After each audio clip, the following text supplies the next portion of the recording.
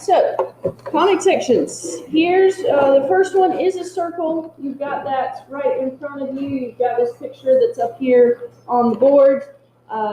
Shows you the radius r, the center hk. There's the formula, x minus the x coordinate of the center, y minus the y coordinate of the center is equal to r squared. That's pretty much everything that you need to know about a circle. You need to know the equation there. All right, flip your paper over. And we'll talk about why these are called conic sections. The reason why they're called conic sections is because these shapes are the different cross sections that you can come up with when you slice a cone with a plane.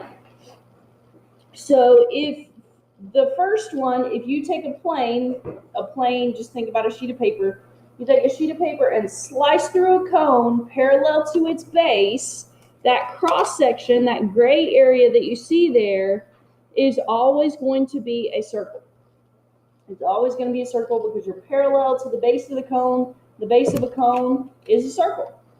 Okay? Now, if we take that plane and kind of cock it to the side a little bit and go sideways through this cone, then it's no longer going to be a circle, but it's going to be what we call an ellipse. An ellipse, you're probably more familiar to the term oval, but the mathematical term that we're going to use for this is an ellipse. So it's circular kind of circular, but it's kind of an elongated circle. If we take that plane and come straight down perpendicular to the base, we end up with a parabola. So you've been talking about parabolas for a long time, since Math 1. But we are going to look at it at its equation from just a slightly different perspective when we get to that. And then, technically, in math, a cone actually has two pieces. It's the exact same thing, and the points are connected. So if we then take that plane and come straight down like we did with parabola, we get what we call a hyperbola. So a hyperbola is very similar in shape to a parabola. There's just two sides to it. Okay, so again, those gray sections there on your illustration are the actual conic sections that we're talking about. All right, so let's go back to circles for just a second. The standard form of the equation of a circle, it's on the other side, but let's just write it down again so we know what we're talking about here. X minus h squared plus y minus k squared is equal to r squared, where hk is the center. Remember, the key to that is you have to change the sign. When you take it out of the equation or when you put it into the equation, you always change the sign. And r is the radius. So if you're trying to determine the radius length, you're going to have to take the square root of that number on the end, or if you have to plug it into the equation, you need to square your radius before you put it into the equation. All right, so let's look at writing some equations here. Set 1, if we're given the center and the radius, and we want to write the equation, let's look at number 4. Okay, let's look at number 4. If the center is 9, 0, then when I plug that into my equation, it's x minus the x coordinate squared plus y minus the y coordinate squared is equal to the radius squared. Now, I'm putting in parentheses. Most of the time, you don't have to worry about it, but this radius looked a little different than what we're used to. So we have to square the 5 and square that square root when we simplify this. So the final equation should look like this. X minus 9 squared, you just leave it like that. You don't FOIL it out. You don't do anything to it. Now, y minus 0, subtracting 0 doesn't do anything. We don't need to write that. So you will see that just written as y squared.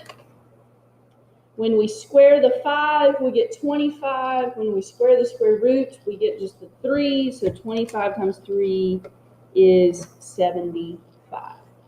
Okay, square the 5, square the square root of 3, multiply the result together. So that's what that equation should look like. All right, what if we're given the graph and we need to write the equation of the circle. Now, some of these lines didn't print so well, but hopefully you can count what we're looking at. So here's the origin. So on number 5, we've got -1, -2, -3 is the x-coordinate of our center there. 1, 2, 3, 4. -4 is the y-coordinate of the center. Now, to count the radius, I would just go from the center. I think it's easiest to go left or right, or technically you could go straight up or down. But we can see that it is 2 units long is the radius. So if we're writing the equation, we change the sign of the x-coordinate when we put it into the equation. We change the sign of the y-coordinate when we put it into the equation, and then we square the radius. So that is the equation of that circle.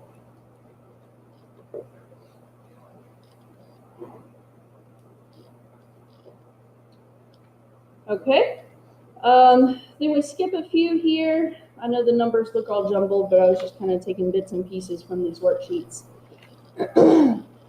Let's look at number 6. Okay, number 6. We need to be able to graph this circle, but we can't do it the way that it is. We can't plug that into our equation, or into our calculator, because we don't have y equals. We've got y squared stuck in the middle of a bunch of stuff. So we can't plug it into our calculator. It needs to be in that standard form, and it's not. We can't tell what the center and the radius is with the way that it is. So we've got to complete the square. So we need to put our x terms together. So x squared plus 6x, I'm going to leave a blank space right there, plus y squared, that's my only y term, so I'm just going to leave it, and I'm going to leave that coefficient or that constant of -5 on the other side.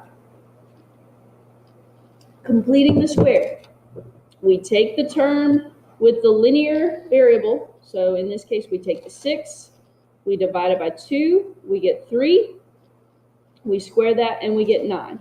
So we add 9 here. But if we add something to an equation, we got to keep it balanced. So if we add it to the left side, we also have to add it to the right side. So that's what gets us out of the problem of, well, how do we have a negative radius squared? You can't. You have to add enough to make that a positive. So we've almost got it in standard form. This expression needs to be factored. Well, it always factors the same way. If that's a plus, then this is going to be a plus. And it's always the number that was squared. So we squared 3, so 3 is what goes there. X plus 3 squared, when you FOIL that out, gives you x squared plus 6x plus 9. We don't have to do it with the y squared because it was by itself. -5 plus 9 is 4. So our center is -3, 0. Change the signs when you take it out of the equation. So -3, there was nothing being added to the y, so that's 0. The radius is the square root of 4, which is 2.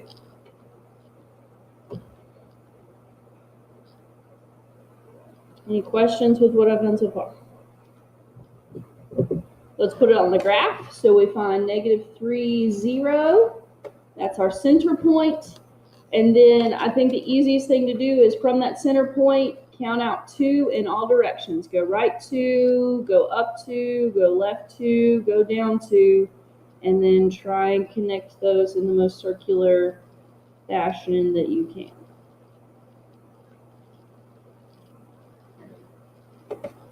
Pretty easy when they're little. A lot easier to make a small circle than a big one, I think. All right, let's look at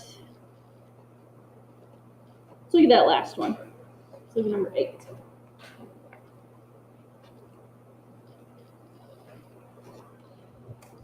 All right, so we need our x's together. So x squared plus 14x, leave a space, plus y squared. Right now, the other y term's on the other side, so we subtract it to bring it to the left side. So we have y squared minus 2y is equal to we leave the negative 41 over there on the right side by itself.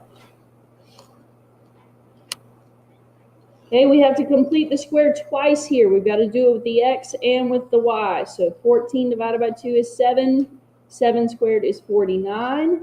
Add it to the x terms. Add it to the right side as well.